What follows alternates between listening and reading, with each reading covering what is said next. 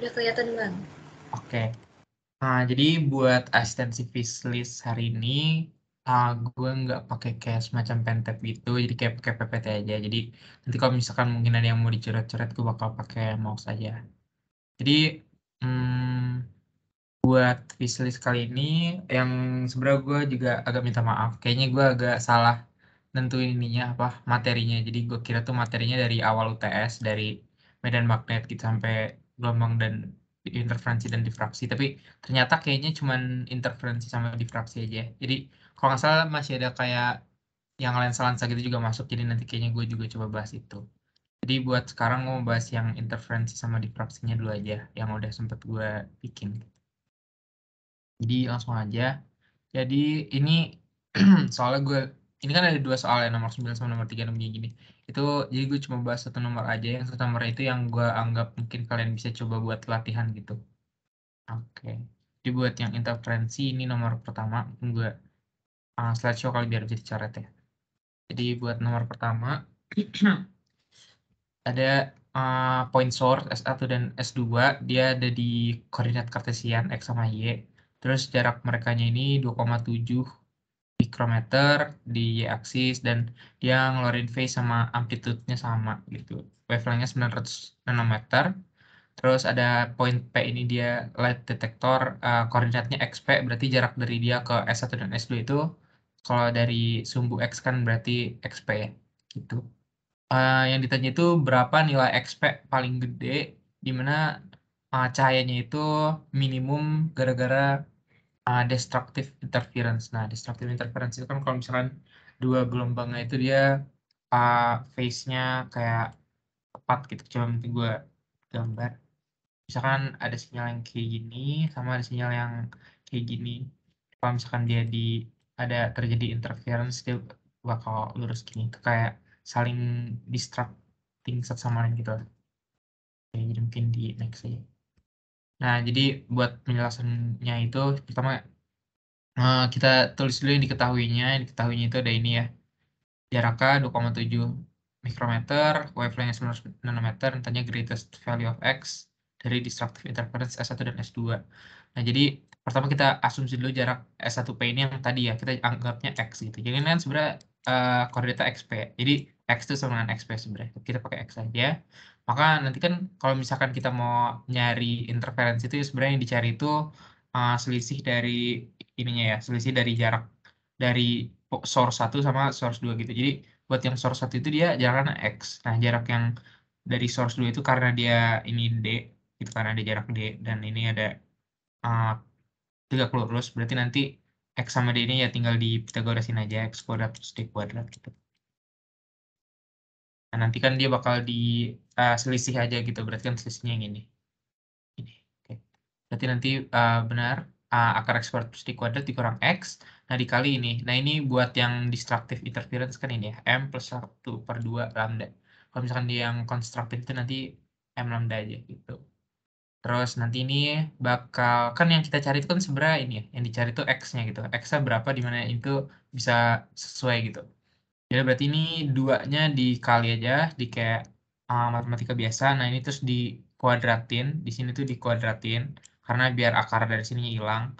Jadi nanti samaan buat X kita tuh bakal 4X kuadrat yang ini sama 4X kuadrat yang ini tuh bakal hilang.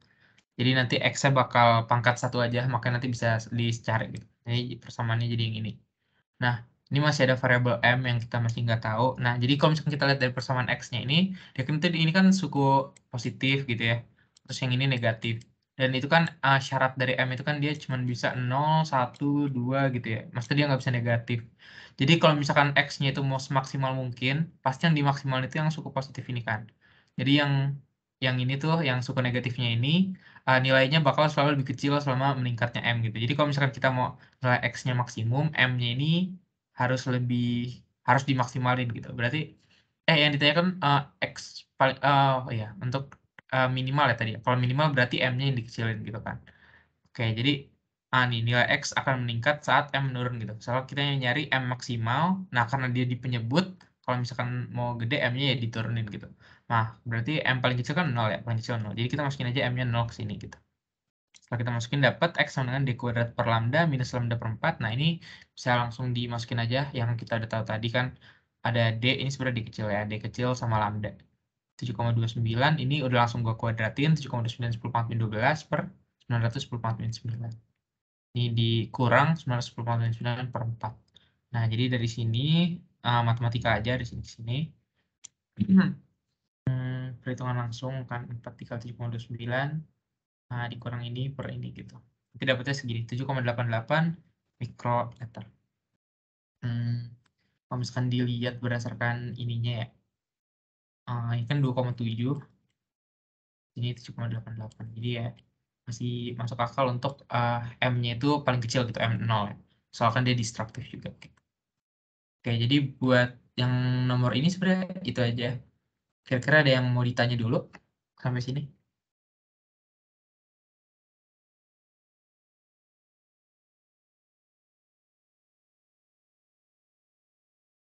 Oke, kalau nggak ada nggak apa-apa, mungkin bisa dilanjut dulu. Dibuat yang interferensi, itu bisa dibuat, itu kan soal yang gue jelasin cuma satu, jadi nanti kalau misalkan kalian mau nyoba tuh di nomor 72, tapi kalau misalkan kalian nyoba terus kalian bingung ditanya ke gue aja nggak apa-apa gitu. Jadi gue sebenarnya belum sempet bikin kajiannya, tapi udah gue liat-liat gitu, udah gue coba. Terus lanjut aja berarti ya. Jadi sebenarnya yang image ini kan gue image atau jadi ini kan gue sebenarnya bukan materi ini masuk. Jadi ini tadi gue baru sempat nambahin. Jadi nggak apa-apa kita coba aja. Jadi yang nomor tentang image ini kan yang lensa-lensa gitu yang gue masukin ini itu yang tentang mikroskop. Jadi yaudah kita lihat aja. Ini dari nomor 89. Jadi pertanyaannya, jadi ada suatu mikroskop di gambar 3420, ini ada di buku.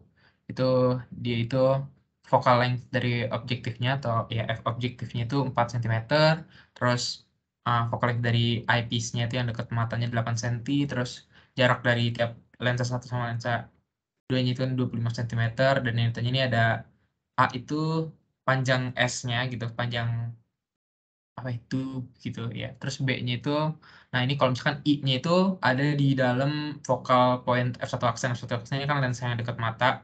Itu berapa berarti dari jarak objek dari uh, focal length objektif yang di depannya gitu. Nah, terus setelah udah tahu, nanti disuruh dicari lateral magnification, angular magnification, sama overall magnification ya. Jadi daripada kita bingung langsung dilihat aja gambar kayak gimana. Jadi kalau dari buku gambarnya tuh, kalau tuh kayak gini. Ntar gue pakai pen. Jadi ini, jadi ada dua lensa ya. Kalau misalkan di mikroskop ada yang buat eyepiece sama yang objektif. Jadi kalau yang misalkan dari kita tahu, ini kan sebenarnya ini FI nih. Gue salah nulis ya. Ini sebenarnya FI. Jadi F objektif itu focal length buat di lensa objektif. FI itu focal length buat di lensa eyepiece gitu. Terus L itu dia panjangnya ya tadi ya, panjangnya 25 cm. 25 cm itu kan jarak dari satu lensa ke satu lensa lainnya. Berarti dari sini ke sini gitu ya. Ini L. Terus langsung aja yang ditanya yang pertama kan S. Ini yang sebelah harusnya udah langsung kelihatan ya. S itu sama dengan L itu kan sama dengan F objektif tambah FI ditambah S gitu. Jadi mungkin kita lihat di gambar selanjutnya. Nah, di sini. F objektif ini 4 cm, F yang eyepiece-nya 8 cm, L-nya 25 cm. Kita masukin aja ke sini yang tadi persamaan yang L sama dengan F objektif plus FI plus S. Berarti kan S-nya tinggal di ininya kesiniin aja. Objektif sama FI-nya. Berarti 25 kurang 8 kurang 4 dapat 13 cm. Berarti ininya 13 cm. Terus yang nomor 2 itu tadi ditanya, yang B-nya ditanya, bayangan I kalau misalkan dia di dalam F1 aksen. F1 aksen itu kan ini focal length yang dari ini namanya lensa yang eyepiece-nya. Nah, terus yang ditanya jarak dari sini ke sininya nih. Ini kan bendanya tuh di sini. Nah, itu dia di jarak dari F1 ke sini. Nah, ini jaraknya berapa? Terus bendanya ada di sini. Di dalam focal length F1 aksen. Oke. Jadi, cari gimana? Pakai yang biasa ini, pakai 1/P plus 1/I ini sebenarnya 1/P itu kan objeknya, 1 per I itu I-nya itu sebenarnya image sama dengan 1 per F ya. Kalau di sini ini buat yang ini dulu, buat yang lensa objektif dulu. Berarti kan, nah yang I itu kan kita bisa tahu nih I di sini tuh sebenarnya dia S ditambah F objektif kan. Kan dari sini ke sini kan S, terus ditambah F objektif di sini. Jadi ya udah tinggal ditambah aja F objektif. Nah, berarti dapat S-nya kan tadi 13 F objektifnya 4 berarti 17 cm. Ya. Habis itu langsung aja dicari P-nya, masukin aja ke sini gitu kan. Per P sama dengan per F minus per I gitu. Per F-nya tadi 4 ya, 4 minus per 17. Ini ya udah 17 min 4 13 per 4 kali 17 gitu ya. Tapi nanti dibalik karena P-nya di bawah. Jadi nanti dapatnya segini, 5,23 cm. Oke, jadi sebelum dilanjut mau mungkin tips saja kalau dari gue kalau misalkan mau ngerjain yang kayak lensa-lensa gini, lebih baik tuh digambar aja kayak dari soal tuh disuruh ngapain. Karena kayak misalkan di soal yang tadi kan itu nggak dikasih gambar, jadi kita mungkin ngebayanginnya susah. Jadi lebih baik digambar aja. Harusnya kalau buat mikroskop itu dia gambarnya selalu kayak gini ya, misalnya nggak berubah-berubah. Dan buat yang lain juga harus kayak gitu tuh. Ya lanjut. Ini buat yang magnifikasinya. Yang pertama yang lateral ini yang cuman perbandingan jarak sama image-nya aja. Apa objek sama image-nya aja. Berarti kan I-nya tadi dia dari sini ke sini kan. Sini sama P-nya itu dari sini ke sini. Tadi dapat I-nya tuh 17,17 ya. I-nya tuh tadi dapat ya 17 cm dibagi ini P-nya tadi yang 5, berapa? 5,23 apa? Iya, 5,23. Nah, dia minus. Jadi dapatnya segini minus 3,25. Jadi maksudnya itu kenapa minus karena ya dia kebalik kayak ini. Ya arahnya ke bawah gitu. Terus yang kedua itu angular magnification. Nah ini kalau magnifikasi yang dari mata ya. Ini kan 25 cm tuh dari mata ya. Ini jadi kalau misalkan pakai mikroskop itu atau pakai apapun yang ada dari mata itu dia pasti buat magnifikasinya selalu uh, jarak mata apa ya bahasnya? Gue lupa deh. Kayak ada jarak dekat mata dibagi focal length dari lensa yang paling dekat mata. Kalau sini kan lensa yang paling dekat mata kan ini yang eyepiece. Berarti 25/8 dapat segini 3,13. Nah, 3,13 sama minus 3,25. Nah, overall magnification ya udah berarti tinggal dikali aja yang lateral sama angular. Ini dikali dapatnya segini. Minus 10,175. Berarti ini sifatnya kalau misalkan lihat dari teorinya udah benar karena mikroskop itu kan dia sifatnya memperbesar sama dia tuh ngasilin bayangannya maya ya. Nah, berarti dia benar dia negatif sama um, magnifikasinya itu lebih gede dari 1 ya berarti diperbesar. Oke, jadi buat yang mikroskop itu aja. Mungkin ada yang mau ditanya dulu atau mau didiskusiin? Silakan.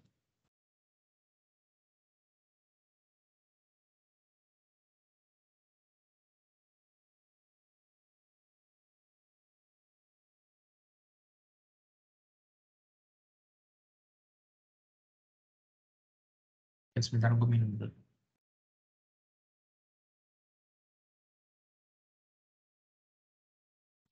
Permisi. Ya, masuk. Nanti bisa cari PPT-nya di mana ya? Oh ya, nanti buat PPT-nya bakal disebar. Kalau baru tahu ini dari mana? Dari DTE apa?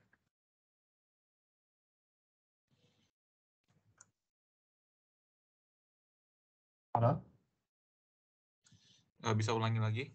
Uh, dari departemen mana? Dari DTE atau dari yang lain? DTE. Oh ya, berarti nanti gampang tinggal disebar ke sananya. Ke grup angkatan apa? Kayak aman ya? Ya. Oke. Ada lagi yang mau nanya?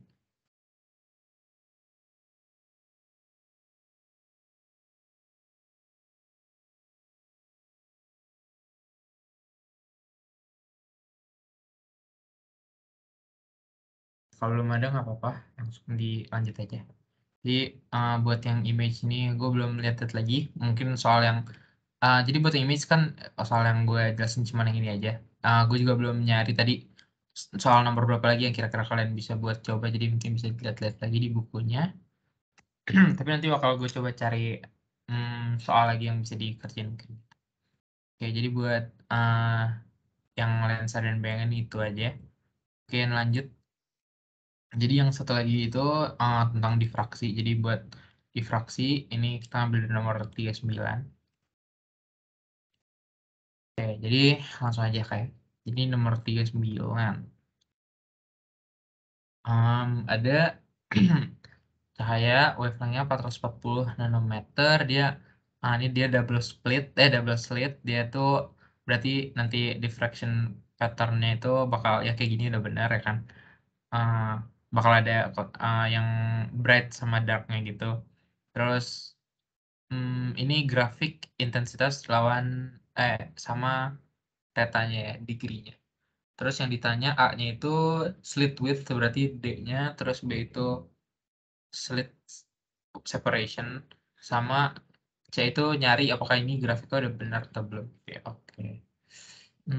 Jadi kalau misalkan pakai grafik kayak gini, harusnya udah bisa dilihat gitu di sini gitu ya. Kayak misalkan yang ini kan dia yang bright pertama ya. Itu kalau misalkan kita lihat dari grafiknya kan di garis ini 5, berarti di sini kan 2,5 ya. Jadi ini tuh ya kira-kira 1,25 di sini. Terus yang di sini 2,5 harusnya ya. Kalau misalkan nggak dikasih itu ya emang lebih susah, nggak dikasih angka emang lebih susah. Jadi lanjut aja. Oke, jadi yang pertama slit width yang berdasarkan grafik.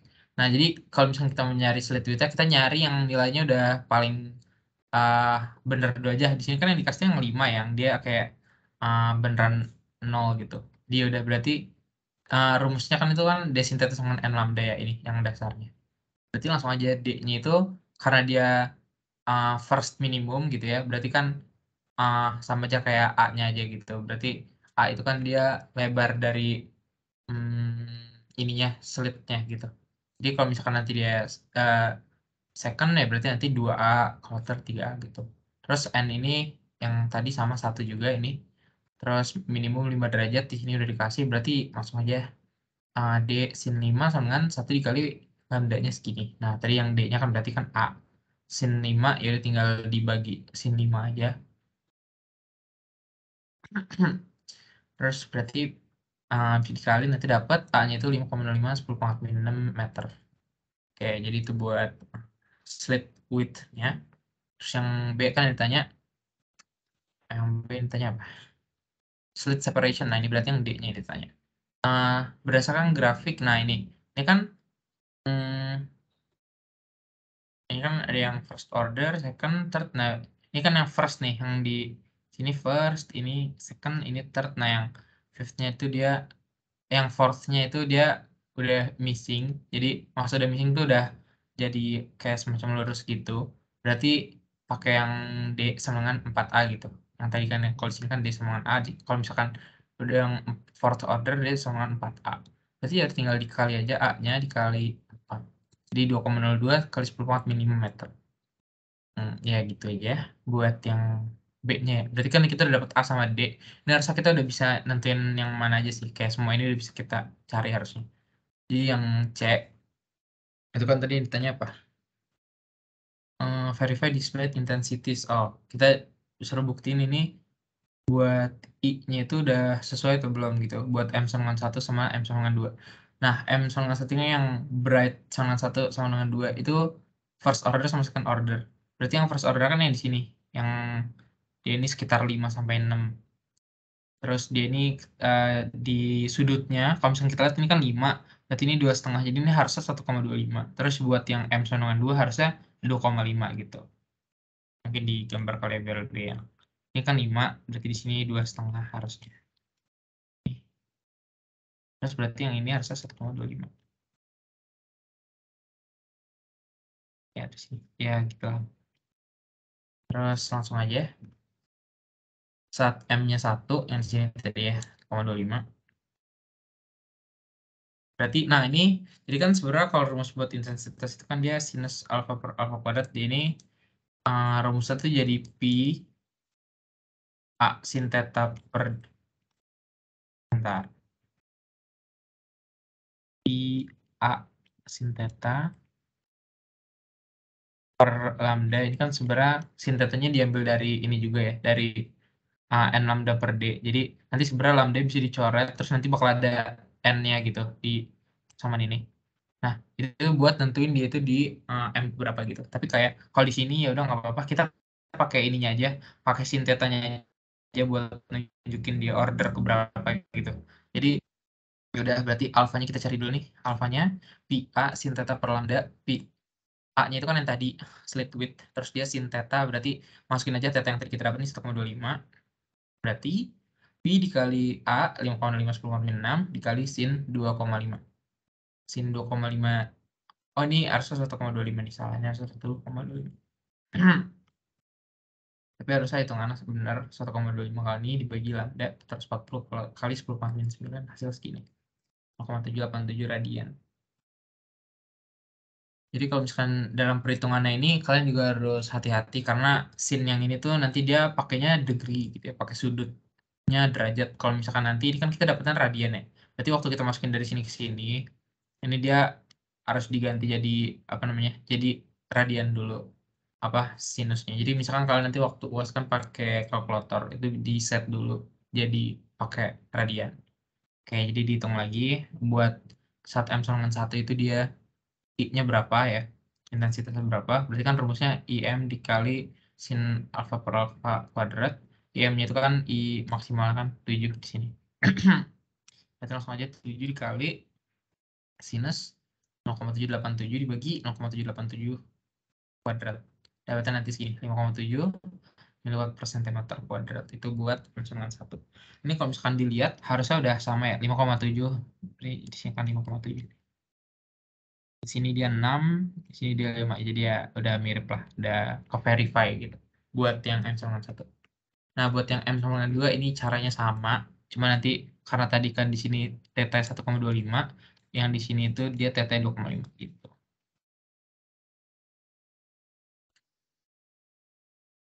Berarti udah sama kayak tadi, alfanya dicari dulu. P dikali alfa dikali sin theta per lambda. A-nya udah tahu tadi slit width. Lambda-nya itu wavelength. Sin tetanya sin 2,5 derajat sama dengan segini 1,573 radian. Terus kayak sama kayak tadi dimasukin aja ke sini. Terus jadi sin 1,573 dibagi 1,573 kuadrat. IM-nya sama kayak tadi 7 dikali segini dapat hasilnya 2,829. Kalau misalkan dilihat dari sini, ini udah bener lah ya, dia tuh di bawah 3 sedikit gitu di sini. 2,829. Nah, jadi buat di fraksi itu aja. Nanti mungkin kalau misalkan kalian mau nyoba yang satu lagi itu yang nomor 72, itu bisa juga. Kalau nggak salah tadi tuh caranya sebenarnya beda, tapi hmm, agak ya agak beda sih, tapi apa konsepnya sama. Jadi buat yang di fraksi nomor 39 ini aja, berarti udah. Yang C-nya juga udah ke verify buat M sama dengan 1 sama M sama dengan 2. Oke, jadi sampai sini ada yang mau ditanya dulu nggak?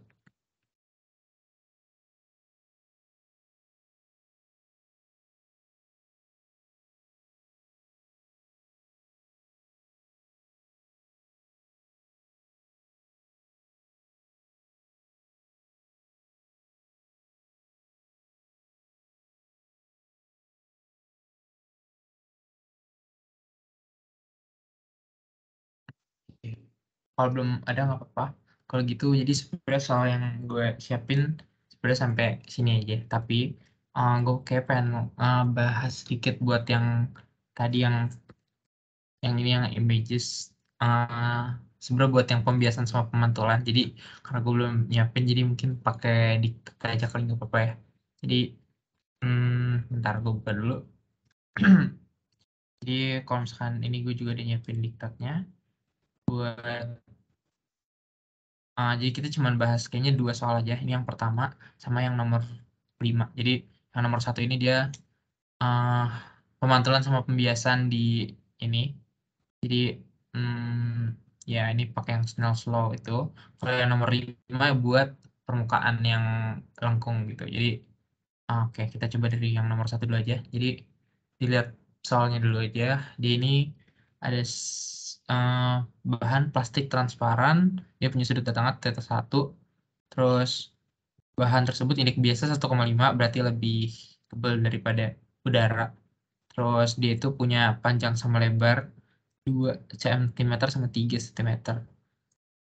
Dibiaskan pada sisi 4 ke dalam dan dipantulkan pada salah sisinya, serta ada kemungkinan dibiaskan kembali ke udara. Lokasi ini dapat diasumsikan sebagai titik pantul pertama. Selanjutnya sinar yang dipantulkan tersebut akan bertemu dengan salah sisi lainnya. Ini dapat diasumsikan sebagai titik pantul kedua. Apabila diketahui besaran θ1 40 derajat tadi, indeks bias udara 1. Nah, ini kita suruh nentuin titik dan sudut pantul pertama sama lokasi titik dan sudut pantul kedua gitu. Oke, jadi buat yang A, jadi harusnya dari sini udah bisa pakai ininya aja, Snell Slow-nya. Jadi harusnya gimana ya gambar. Kalau gitu dari pembahasan aja kali ya. Kayak udah dijawab juga, maksudnya udah dibahas juga dan udah bagus gitu. Udah dijelasin juga bakal ada refleksi sama refraksi. Jadi di N1 sin θ 1 sama N2 sin θ 2 ini kalian ingetin aja. Terus nanti ini mungkin variasinya buat di soal itu ada juga yang ditanya kecepatannya. Jadi sama aja ya. Berarti kalau misalkan buat V itu nanti dia kebalikan aja gitu.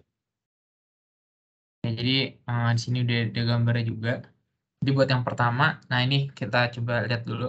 Jadi nanti kan sinar yang pertama datang bakal dipantulin ke sisi yang sebelah kanan. Nah, itu nanti bakal disebut titik pantul 1. Terus titik pantul 1 ini dia akan ada 2 kejadian kan. Dia bakal ada refraksi sama refleksi. Refraksinya dia akan keluar kembali ke udara, refleksinya dia akan dipantulin. Nah, setelah dipantulin itu nanti dia bakal kena sisi yang atas dan akan direfraksiin lagi gitu, keluar.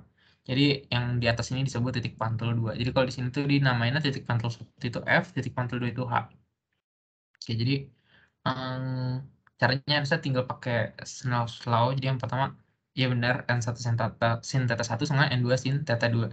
Jadi kalau misalkan ini kan buat titik yang pertama di sini ya. Ini bisa gue gambar deh ya. Ya, pakai yang ini, N1,5 sin R1 kan berarti yang ini. Dia indeks biasa 1,5, sudutnya R1, yang di luar indeks biasa 1, sudutnya 40 derajat. Nanti bakal dapat sudut R1-nya. 23,57 derajat. Setelah kita dapat ini, buat nentuin titik F, itu berarti tinggal pakai trigonometri aja. Ini kan dia panjang dari E ke O, udah tahu nih 3, terus dari O ke F, berarti tinggal pakai tan. Jadi tan R1 sama dengan FO per 3. Kita coba lihat sama kayak. Nah ya, tan R1 sama dengan FO per EO, ya benar. Berarti kan tan 2,37 yang R1 tadi yang kita dapat sama dengan OF per 3. OF-nya jadi dapat nanti 1,42 cm. Nah, FO itu kan dia baru dari sini ke sini ya. Jadi kalau misalkan mau dapat titiknya itu di mana, di masa di ketinggian berapa dari bawah itu ya, berarti kita tambahin OC aja. Nah ya benar, tambahin 1 cm pada sisi 2 dan pada jarak 2,42 cm dari titik C. Ya. Nah, terus yang kedua, temukan lokasi titik pantul kedua dan sudut pantul yang terjadi. Dapat lakukan segitiga. Oke. Jadi nanti kan setelah dia kena titik pantul 1 nih yang F, itu kan dia bakal mantul. Nah, kalau sifatnya itu kan kalau misalkan pemantulan biasa, itu dia sudut pantulnya pasti sama dengan sudut datangnya gitu ya. Jadi ini dia nih R1 lagi di sini itu pakai ini aja, pakai geometri biasa. Jadi ini kan sebenarnya sudut di sini sama sudut di oke bisa deh. Iya bisa ya deh. Berarti sudut di sini sama sudut di sini itu kan sama. Berarti ini kan masuknya sudut sudut datang, yang ini sudut keluar. Nah, itu juga harus sama, berarti di sini R1 juga. Yang ditanyakan berarti titik pantul kedua itu kan yang di sini, F ini. Yang H. Berarti dari sini ke sini sama kayak tadi caranya. Kita udah tahu jarak dari sini ke sini berapa, 3 cm kan dari sini ke sini. Dari sini ke sini 3. Terus dari sini ke sini juga kita udah tahu tinggal 2 cm dikurang yang FO tadi. Berarti 2 dikurang mana FO tadi? 1,42. Harusnya nanti dapat ini sama dapat sini. baru nanti bisa kita hitung ketinggian atau misalkan ini sih yang dicari nanti ini paling GF, baru nanti dapat titik H-nya berapa gitu. Coba kita lihat. Kayak jadi segitiganya ya ini FGBH ini ya. R2 benar dia 90 kurang R1 nanti dapatnya 4,63. Terus yang ditanyakan pada poin H. Oh, jadi di sini yang ditanya FG-nya benar. Dia pakai ya nih 3 minus 2,42 itu buat HG. HG-nya 3 minus 2,42 itu dari sini ya. Benar. HG. Ya, jadi dari sini ke sini kan 3. Terus dari F ke C itu 2,42. Jadi ya benar. Dapatnya ya ini sekitar 0,58 dibagi FG. Dapat FG-nya 1,22 cm. Lokasi titik pantul kedua berada pada 1,22 cm dari titik B. Ini pada sisi 1. Iya benar. Sisi 1 kan yang atas ya, dengan sudut pantul sebesar 64,63 derajat. Oke. Berarti udah valid. Jadi sebenarnya buat ngecek kevalitannya lihat dari ininya aja. FG-nya itu kan dia nggak mungkin lebih gede dari kan tadi FG. FG nggak mungkin lebih gede dari jarak dari ujung kanan ke ujung kiri gitu. Ujung kanan ke ujung kiri kan 3 cm. Jadi kalau jawabannya di bawah 3 cm itu harus udah benar. Selanjutnya, pada lokasi titik pantul pertama, sudut kritis. Nah, kalau sudut kritis ini yang tinggal dibagi sama indeks biasnya aja. Jadi P dibagi, sin P dibagi indeks bias. Berarti sin 90 dibagi 1,5. Dapatnya segini. 41,8 derajat.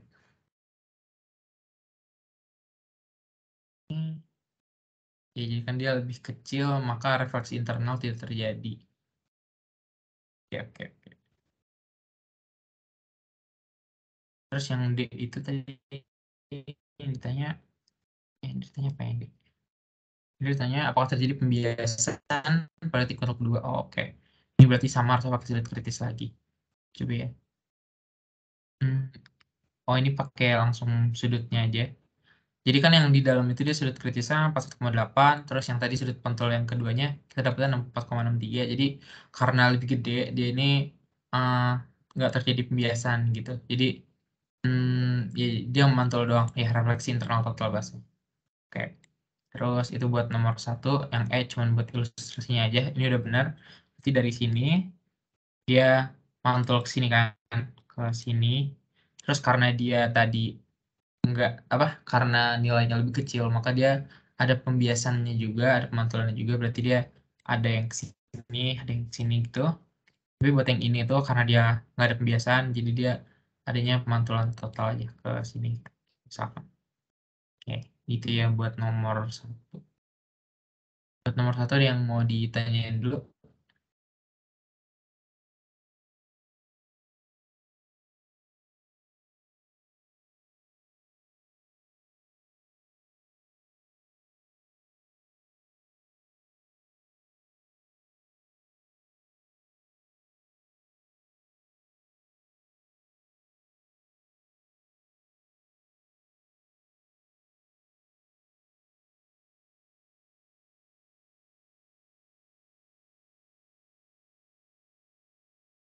Oke, kalau belum ada nggak apa-apa, kita langsung lanjut ke nomor 5. Jadi nomor 5 nih harusnya sama kayak tadi, cuman dia tuh buat permukaan langkung. Sebuah kelereng jadi 0,75, indeks gelas 1,5, jarak ini maksudnya gelas ya, kaca. Jarak 15 cm dari permukaan bola gelas apabila jari-jari kelangkungan bola gelas 30 cm, maka letak di tinggi band kelereng. Oke, oke, oke. Oke. Jadi kelereng itu objeknya, terus ini bola gelas padat itu yang mantul ini gitu. Coba kita lihat. Jadi harusnya pakai yang ya kita langsung lihat aja deh pembahasannya. Oke, ini benernya tadi. Udaranya 1, gelas 1,5, R-nya itu yang jari-jari dari bola gelasnya itu, S-nya itu jarak, H-nya itu jaraknya. S-nya itu berarti jari-jari yang satunya. Jadi, ya jadi kalau misalkan buat yang sudut lengkung itu persamaan kayak gini, N per jaraknya, terus ditambah N udara per jarak yang bayangannya sama dengan uh, udara min indeks bias yang media pantulnya dibagi radiusnya gitu. Jadi ini radiusnya itu minus 30 karena dia itu bentuknya ini ya. Di sini ada kasih tau. Kalau nggak salah minus tuh kalau misalkan dia convex. Maksudnya kayak yang bola gitu. Dia kan bola kan bentuknya melingkar nih gitu ya. Melingkar ke dalam dia negatif. Kalau misalkan dia melingkar keluar nanti dia positif. Jadi ya udah langsung dimasukin aja persamaannya 1,5/15 jadi 1/10 ditambah 1 per S aksen. Nah, berarti yang kita carikan bayangannya berarti yang S aksen. Minus 0,5 per minus 30 dapat S aksennya minus 5 per 60. Berarti, min 60 per 5. Berarti minus 12 cm. 12 cm di belakang permukaan. Oke. Nah, terus abis kita dapat letak bayangannya, langsung kita cari perbesarannya. Persamaan sama kayak tadi yang di contoh soal. N kalau ini pakai N ya, N udara dikali S aksen, N gelas dikali S. Jadi ini kenapa dikali N dulu? Jadi biar dia sama gitu, ya. Kan dia beda indeks letak objek sama bayangannya. Terus pas udah disamain, jadi 8/15 dapat 0,53. Terus mencari tinggi bayangan, berarti 0,75 itu tadi tinggi awalnya ya. Berarti M itu kan H aksen per H, berarti nanti dapat H aksennya itu 0,4. Jadi karena M-nya itu lebih kecil, 0,53, berarti nanti tinggi bayangan hasilnya juga bakal lebih kecil dari tinggi awalnya gitu. Terus dia positif, berarti ya enggak, emang ya. Dia harusnya sebenarnya itu aja buat yang lengkung gini. Ada yang mau ditanya lagi tentang ini?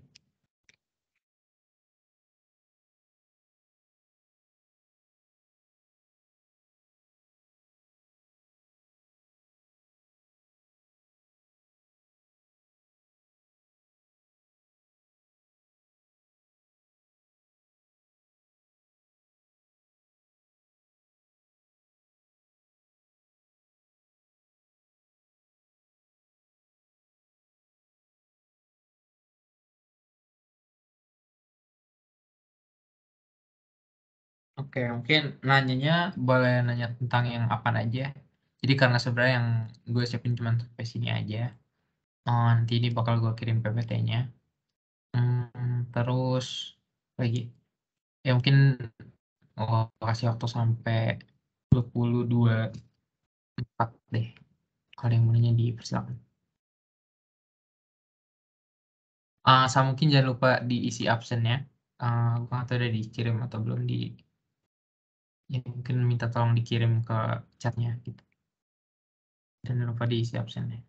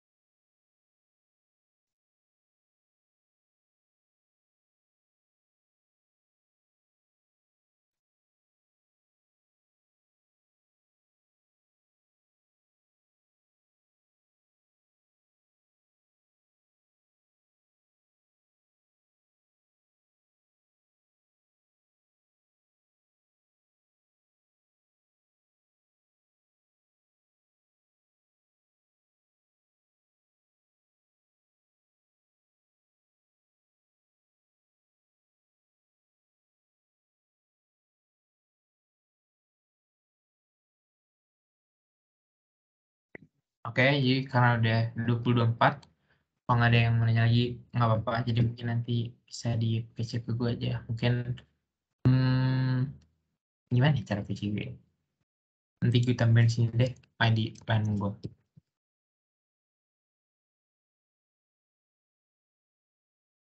Oke, jadi itu. Nanti tinggal di PC aja. Sama ini mungkin soal-soal yang gue rekomen buat kalian coba ini. Nanti 2/61 ini.